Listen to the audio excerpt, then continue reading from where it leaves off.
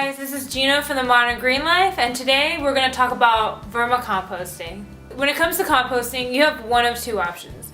You either can do it yourself, or you could have someone else do it for you.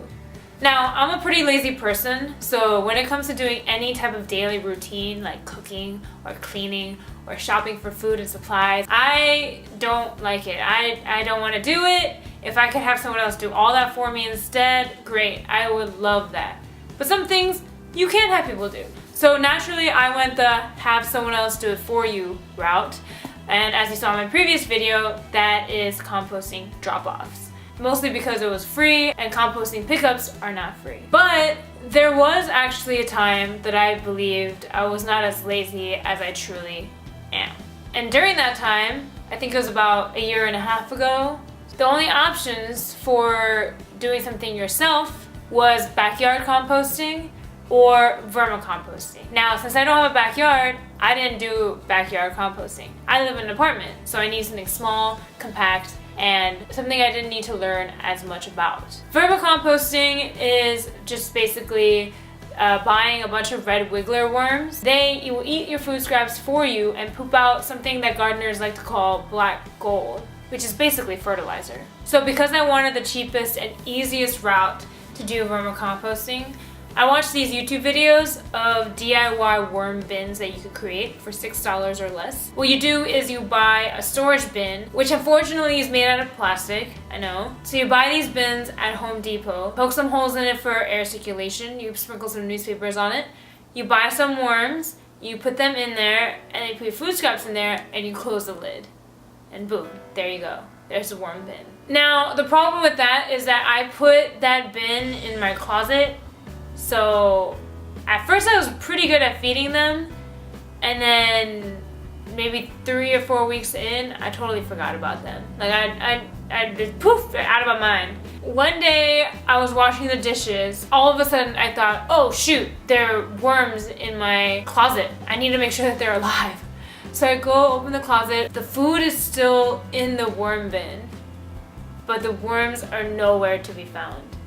And the first thought I thought was, have all 500 worms escaped my worm bin and were like living in the walls of my apartment? I freaked out. But then I realized, no, they're just dead because I totally forgot to make sure that they had enough air in there. The thing is that I wasn't so sad that I killed all my worms. I was more sad that I had to keep throwing away food in the landfill because I didn't have a way to compost. And this was before I knew that someone else could compost for me. So I kind of gave up on composting after that. But a couple months later, I saw another video on YouTube where this person was using something called the VermaHunt 5-tray system. So it's a pre-made worm bin for you that helps you regulate moisture, air circulation, everything. And it makes it so much easier for you to vermicompost.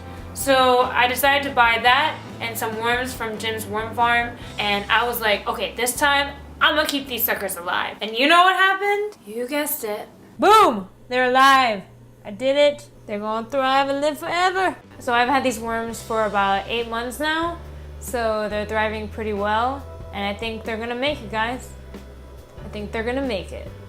There is a reason why I chose to add composting drop-offs to my composting routine. And that's because even though the worm bin was a great addition, it wasn't enough for all of my composting needs because the worms were not eating my food as fast as I was producing it. If you're lazy like me, or you don't have a lot of money to spend, I would suggest doing the compost drop-off if you have a drop-off site where you live. If you don't, then the next best thing would be a compost pickup. I'm not sure, it depends on the area how much a commercial composting company will charge to pick up food waste from your house. In my area, it's about $25 a month. If you can't afford that, which is fine, the next best thing would be to do vermicomposting. So the cheapest route, again, is the way that I first went with the DIY $6 worm bin. But that didn't work out for me, mostly because I don't think I had the knowledge at the time to truly understand how to use a worm bin. The second time around when I bought the system, it was way more expensive. Not $100 worth expensive, but I'll provide a link below of the one that I got on Amazon. Maybe you can find a cheaper one somewhere else. but it was more expensive than $6. And that one I thought really worked well for me because it had everything I needed. All I had to do was add worms to it and it was fine. Doing any type of composting is better than doing no composting. If we put food into our trash cans, that ends up in the landfill. It takes so much longer to decompose. It doesn't really return to the earth the same way that you think it will. It's not a good way to get rid of our food. And so composting is always a better option. I kind of want to bejewel my bin, make it look super flashy, but that requires a lot of unnecessary plastic, so I probably won't do that, even though I really want to do that.